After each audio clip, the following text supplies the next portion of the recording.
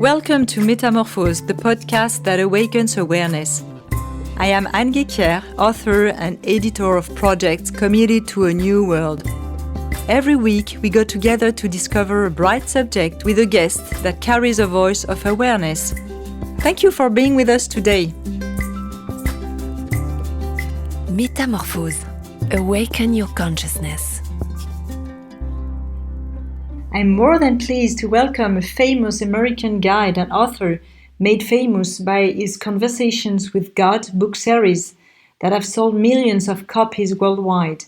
They've been translated into 37 languages, touching millions and inspiring changes in their day-to-day lives. He will share with us today practical ways we can discover our highest self every day. He will teach us his experience conversing with God and how we have the power to do the same. I am so pleased to welcome Neale Donald Walsch. Hi, Neale. Hi, Anne. It's lovely to be here with you. Thanks for the opportunity. Yeah, thank you so much. I'm so happy to talk with you today from France, and you are in Los Angeles? I'm not in Los Angeles. I'm in a city called Ashland, Oregon, which is north of Los Angeles in the state of Oregon. Okay, super. So let's start with my first question for French public. You had all those conversations with God published in series. May I ask you, who is God? I think the better question is, who is not God? Who is not God the then? Answer, nobody and nothing. In my understanding, God is everything that ever was, everything that is now, and everything that ever will be. So that there is nothing that is not God. So when people ask me, who is God? I say to them, there is nothing that is not God. I have been told in my conversations with God that God is the sum total of everything. Yeah, and regarding your last book, Conversation with God 4, what is being played out today for the future of humanity? Is there a special shift happening now? Is it an ideal moment to awake, and why? Yes, I believe that it is. I believe that the world is now approaching an opportunity for the many members of the human race, the billions of people who live across the planet, to make a choice, to make a decision. We are at what we call in English a choice point, a place in the evolutionary process where we can turn left or turn right or choose a new direction, go straight ahead, but we do not want to go backward. So the opportunity now, and we see this opportunity playing itself out all over the planet in the world's political affairs, not just in the United States, not just in France, but in every country of the world, we see the same process. Whether it's Germany or Russia or Spain or Japan, the same process is being played out in every nation of the world. It's a political process, it's a financial process, it's a social process, and it's a spiritual process. And it's happening at all four levels at the same time. And the process involves a series of events that invite us to answer the central question of life. Is this really who we are? And is this really who we choose to be? And are the choices being made by humanity right now serving our species, or are they hurting our species? And these are the questions that we're now facing more profoundly than probably any time in the past 50 years. Yeah, and in your book, a central question also is, you said that your vision is a planet that is free from fear of God. Why? Well, because fear of God suggests that we must behave in a certain way in order to curry God's favor, in order to be approved of by God. Or to put it in simple theological terms, in order to not go to hell, or not be condemned, or not be punished. That's the first reason that we want to eliminate fear of God, because fear of God creates choice points in our individual lives, causes us to make decisions and choices that are not always for our highest good, in fact, that are rarely for our highest good. The second reason that eliminating fear of God would be helpful to humanity is that fear of God creates fear of each other.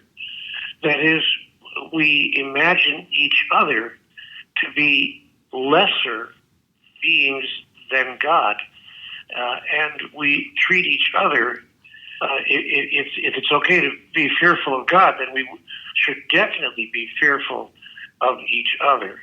And that's because we don't really understand the true nature of ultimate reality. That is, we don't understand who and what God really is, and what the essential essence really is. And we don't understand who we are in relationship to each other as well. The biggest problem in the world today is the fact that we don't understand what the biggest problem in the world today is. We see the effects of the problem. We see that the effect is alienation. We have never seen on this planet in recent years more of a sense of alienation. That is, us against them. It's us against them. And it's those others, quote unquote, those others who are creating the problem. And we have a whole list of who those others are. But it's not us, it's all of those others. And so we are seeing alienation in every country in the world these days. Well, we don't know what's causing the alienation. The alienation is the effect, but it's not the cause of the problem. And the challenge facing humanity right now is we don't understand the cause of the problem. So what could be the cause and the human's illusion? I would say what is that we don't fully understand here? That we are all one.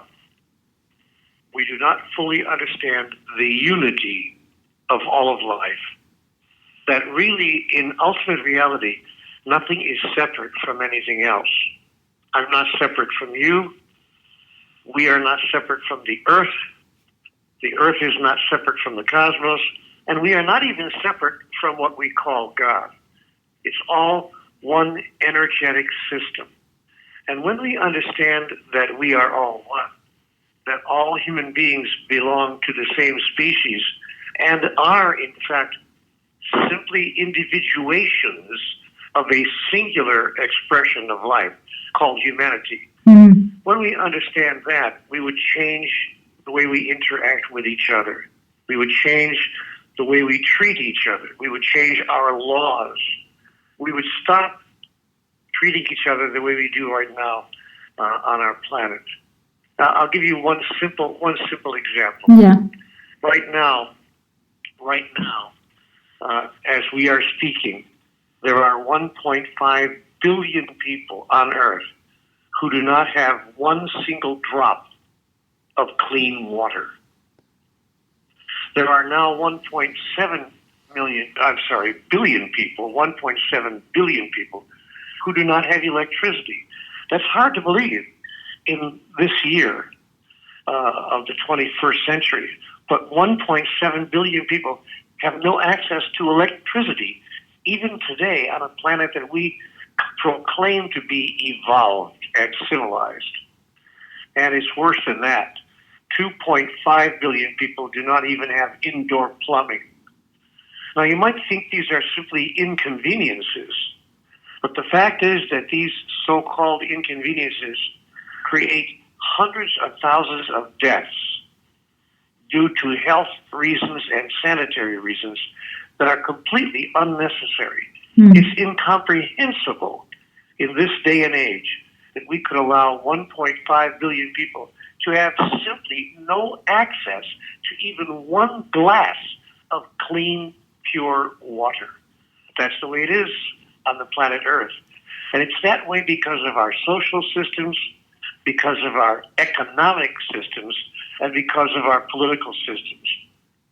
We say we can send a man to the moon, but we can't even find a way to get clean water to 1.5 billion people. Here's an interesting statistic for us to look at today. Yeah, sure. In the next hour, 653 children are going to die on this planet of starvation. That's in the next hour. And every hour of every day, over 650 children die because they don't have enough food to eat. While we are throwing away more than enough food in the restaurants of Paris and New York and Los Angeles and Tokyo that would be needed to feed an entire third world village for a week. So we are treating each other inhumanely. We are treating each other as if we were not all one. I'll give you one final example that you might find sad. In Somalia and in South Sudan, in those countries, if you are found to be gay, that is, if you have a gay sexual preference, you are killed. The official punishment of the law in those countries is death. In Nigeria, it isn't quite so bad. They only send you to prison for 14 years. 14 so bad. years my God. in prison because a person is gay. So this is the civilization that we call advanced. This is the civilization that we call evolved. We haven't even begun to civilize civilization. And the reason is because we think we are separate from each other. So yes, it's what you're saying in your book. We are like a child in the cosmos. So how can we come together all as one and to free ourselves of thoughts of separations? By setting an example. Every major cultural change on the planet Earth has been started, has been inspired, has been ignited by single individuals who gather together in common cause.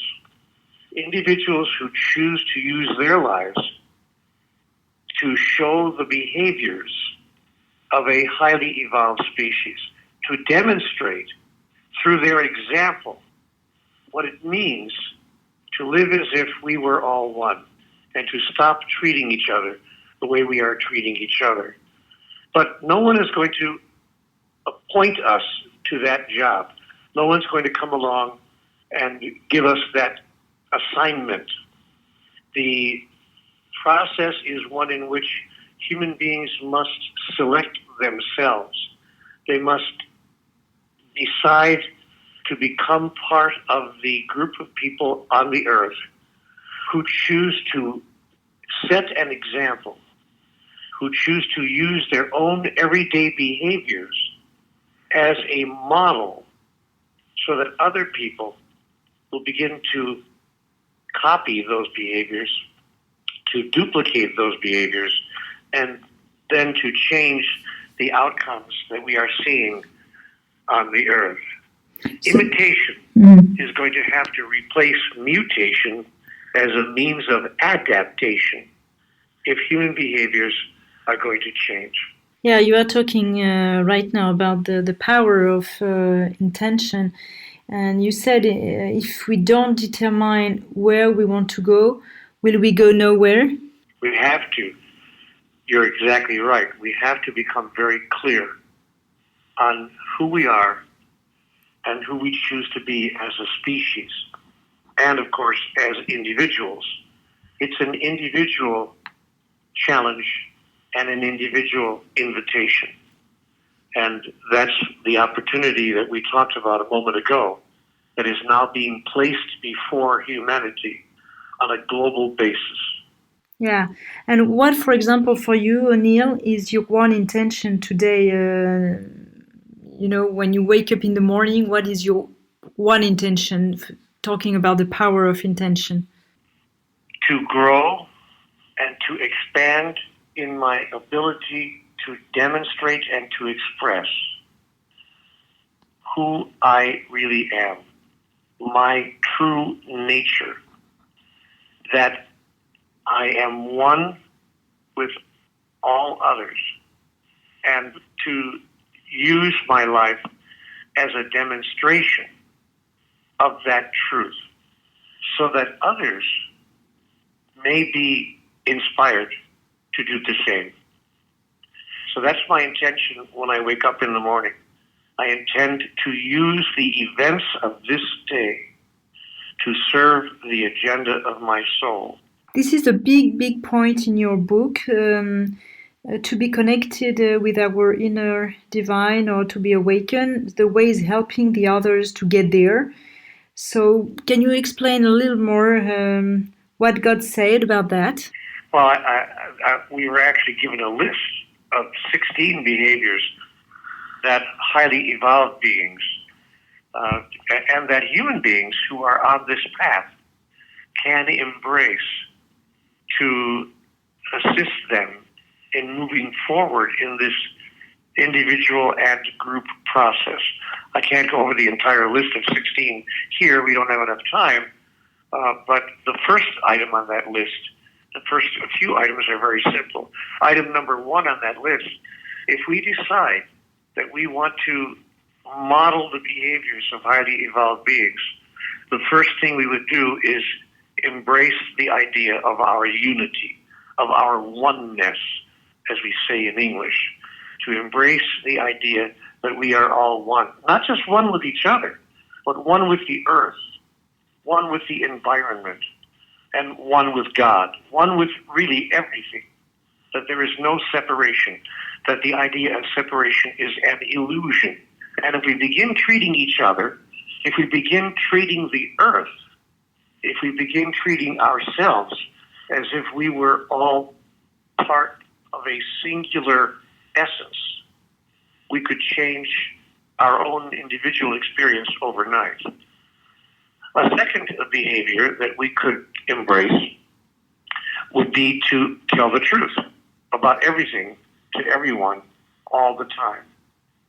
No more lying, no more withhold, that is, not saying everything that needs to be said. No more falsehoods. We just simply tell the truth to everyone about everything. And a third behavior that we could embrace if we chose to be a model of what it means to be a new human would be to do as we say that we are going to do. Many people say one thing and do another. But when we're on the path I'm describing, we don't say one thing and do another.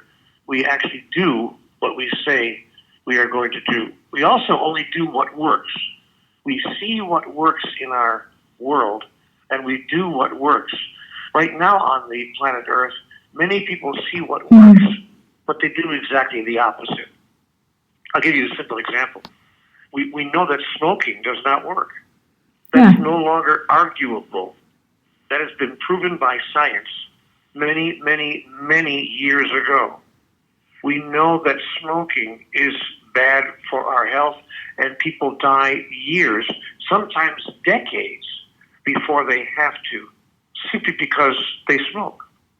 So we know that that's true. This is not imagination. This is the truth. What works is for us to stop smoking. But there are some places on earth where people have not decided that they want to stop smoking, so they don't care how long they live. They don't care whether they rob their own children of their parents. They don't care whether they rob their own wives and husbands of their beloved others. They simply cannot break the habit. It's a simple example, and there are many, many more important examples than even that one. I'll give you one other example. We know that what works is to tell our children not to be violent. That's what works. We tell our children, don't be violent, don't hit your brother, don't hit your sister, don't be violent. We tell our children that. And then we put them in front of television programs, we put them in front of movies, and we put them in front of video games that have violence, violence, violence from the beginning to the end.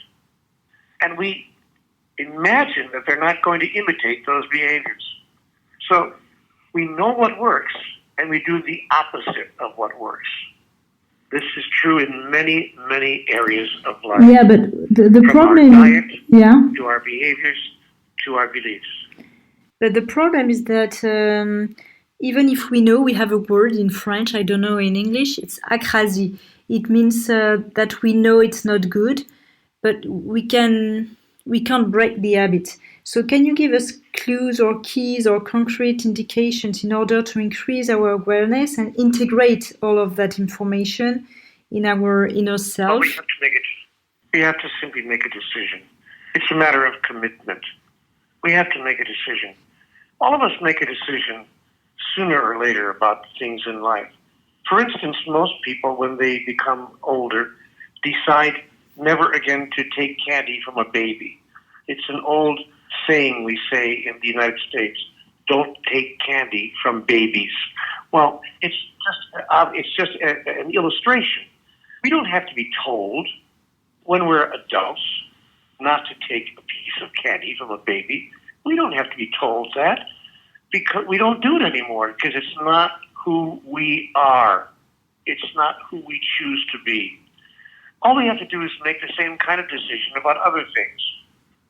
All we have to do is make a commitment to begin acting as if we really are who we truly are.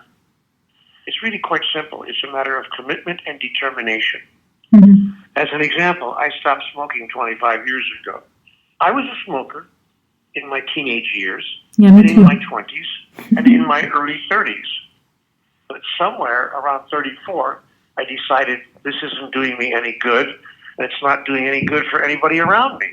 Not for my family, not for my children who live in the same house. This is not a good idea. And I simply put down the cigarettes and never picked up another one again. It's really quite simple. We are capable of making changes if we do so with determination, commitment, and intention. Yes, and in the book you're talking about some magic questions which help you to know what are your soul desires. So this is also a very important point. Yes, I ask myself, I call this life's magic question. And I ask myself that question before I do anything. Before I eat dinner, before I go out for the evening to maybe go to a social event, before I watch a movie, really before I make any decision that has any meaning at all, I ask myself what I call life's magic question. And the question is this: what does this have to do with the agenda of my soul? Now, of course, we wouldn't be able to answer that question if we had no idea what the agenda of our soul is. But once we're clear that the agenda of the soul is to evolve, to become the next grandest version of the greatest vision ever we held about who we are, once we're clear who we are and why we're here on earth, then we can answer the question easily. Do I want to go to a movie that has lots of violence in it? No, I really don't. Do I want to eat lots of unhealthy foods? No, I really don't.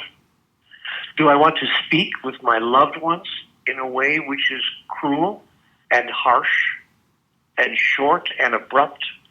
No, that's not who I am. I don't take candy from babies, and I don't do those other things either, because I've decided to use my life as a means by which I demonstrate my highest thought about who I really am. And by the way, about who you are as well. Yeah. You've been talking, Neale, about the higher beings guide. Could you share about those higher beings? Because you've been talking about that quite quickly before. Well, there are, I'm told, highly evolved beings in the universe. I think it's pretty clear to most people that the people on Earth are not the only species of sentient beings in the cosmos. It's becoming increasingly clear that obviously, as huge as the universe is, there are many, many other places where sentient beings like us exist. And we are like children. We are a very young species. But I'm told that there are many species on the Earth that are much older than we are and around for a very, very, very long time. And they have evolved to a place of great understanding and great awareness and great demonstration of their awareness. And the book calls them highly evolved beings. I'm told that highly evolved beings not only exist elsewhere in the universe, but also occasionally assist human beings on this planet in coming to a place of greater understanding and greater demonstration of the highest truths of all of life. We could say like Buddha or Jesus, or we don't give names. Yeah, because I don't want to start people thinking different thoughts about all of the wonderful people among us. It's not really necessary. No, you're right. Who these beings are. What's necessary is to listen to the words that have inspired us. You know, the Buddha, Jesus, Muhammad, many, many, many of the great spiritual teachers, both men and women, through the years have brought us insights and made us aware of the great mysteries of life. We're simply not listening to them. We're not listening, and we're not taking their suggestions. Now we have an opportunity to do so. And that's what the moment is providing us. You asked at the beginning of our visit together, is this a time when human beings are being invited to move to the next level in our evolutionary process? And the answer is yes. And we're being invited by the events of our time, the social, the political, the economic, and the spiritual events that we see happening on the earth all around us. And we get to ask life's magic question. What does this have to do with the agenda of my soul? Very, very good question. And one main information God gives you in your gives us and to you in your last book is your body is not something that you are, but something that you have. Can you explain more about that, Neale? Yes. Well, we are not our body. Our true identity is metaphysical. That is, it's not physical. We're not our body, and we're not even our mind. Our mind and our body are tools that are being used by who we really are. Our true identity is spiritual. We are spiritual entities. We are metaphysical creatures who exist at a metaphysical level and who use physicality as tools with which to complete the agenda of the soul. Yes, are we already awakened, but we don't know it? It's also something that you said, or God said. Sometimes I don't know who's saying that, but if you're answering to him or not. But he said you're already awakened, but the problem is that you don't know it, you don't recognize it, you don't welcome it. That's correct. That's exactly what I was told. Most people, when they hear me speak, and I give lectures and talks all over the world. In fact, I'll be in Paris in June. And when I'm in Paris, as I do everywhere else that I go, I say things like I've been saying here in our visit together in this program. And people agree with me. Very few people disagree with me. People already know that what I'm saying is mostly correct. And nobody gets up and walks out of the theater. Nobody gets up and walks out of the hall saying, "Oh, that's not correct." They agree with me that there must be a better way. There must be a better way for us to live our lives together. We're simply not paying attention to the words of the masters. So we're already awake. We already know the truth. But we don't have the discipline to live according to the truth that we already know. So that's the next step. That's the next step in our evolutionary process. We must mature. We must, in a sense, grow up as a species and allow ourselves to begin to express what we already know. Yeah. And does God say it is a choice to be incarnated in this life? Can you please explain that point? Very important also. Well, many people think that we're here against our will, or that we had nothing to do with being here. We just happened to be on the earth. Hey, I didn't ask to come here. I'm just here. Here I am. I didn't make a decision to come here. And most people think that in that sense, they are, in a manner of speaking, a victim of the process that they were not a part of. But we are led to understand in the conversations with God dialogue that this is not true. The metaphysical being that we are, the soul chose to come here to this physical environment, to physical life, in order to express and experience its true nature. And so that's why we're here. We're here by our own choice. We have made a decision to become physical, and we've done it more than once. Yeah, and how does God talk to human beings? It's a question you ask directly through prophets. Why people are denying the fact that God could talk to them? Well, because we've been taught not to believe that. We have been taught by our world religions that if we say God talks directly to me, that we are actually blasphemers. That we are saying things that are not true. So we have been taught by our religious teachers that God does not speak to the average person. And that's very sad, because just the opposite is true. God said to me in conversations with God, I talk to everyone all the time. The question is not to whom am I speaking. The question is who's listening. But of course we've been taught to deny that God speaks directly to us, or to call it something else. We may find a different name for it. We may call it women's intuition, or a sudden insight, or a stroke of luck, or a good idea. But we don't call it conversations with God, because we have been taught not to do so. Yeah. And you were talking about coming in France in June. Did you choose France as a coincidence, or France as an essential role to play, according to you? Well, of course. Yes, of course.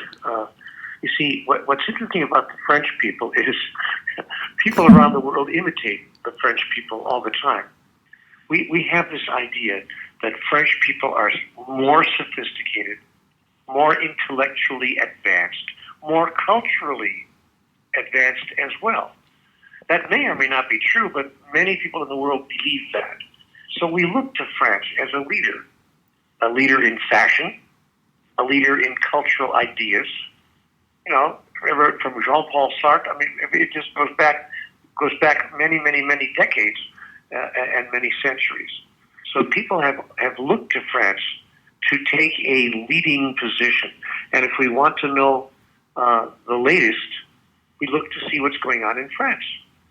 So I'm coming to France in order to bring this message and to see how many people in France agree with me, and see if we can't use the French position of leadership, cultural, social, economic, and political leadership, to help advance these ideas around the world. Yeah, super great. Neale, if you had just one more question to God, what would you ask him? What can I do tomorrow to be even more effective than I was today? And what do you want the world to hear from you through me? See, I have an interesting question that I invite everybody in the audience to ask. If we are all divine, if we are all one with God, that means that we must be open to the opportunity to speak the words that God would have others hear. So I always say to my audience, if you thought that God was speaking through you to others, what would you say? And so that's the question I would ask God. If I were to ask God one last question today, what would you want me to say to the world on your behalf? Neale, thank you so much. It was very interesting, and I'm sure that the people who are listening to us were passionate. So, do you have one hope or one last message to go through? I think my last message would be, allow yourself to be a living demonstration of the highest thought you ever had about who you are, about who God is, and about the real purpose of life. Do that just for 24 hours. Just try it for one day. But be careful, because you may find that it changes your whole life. Thank you so much. Perfect. Thank you. Thank you. It was lovely to be here with you, and thank you for the opportunity. Super. I know Jérôme told me I was the first French person to interview you, for the event in France. So I'm super glad and blessed to talk with you. So that's super great. I hope I will be there. My offices are in Paris, but I live in Switzerland. So I try to be there in June and come and say hi, maybe just to go to hang out a little bit. Wonderful. It would be lovely to meet you. Thank you very much. Thank you very much, Neale. I hope we covered very important topics. Well, we could cover much more, of course, but I think it's also the messages you want to go through in Paris, I think. Thank you very much. It's lovely to be here with you. Thank you so much. Take care of yourself.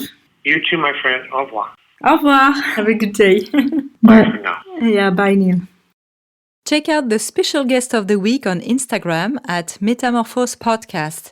If you like this podcast, promote it by giving it 5 stars on Apple Podcast and subscribe to follow all the episodes for free.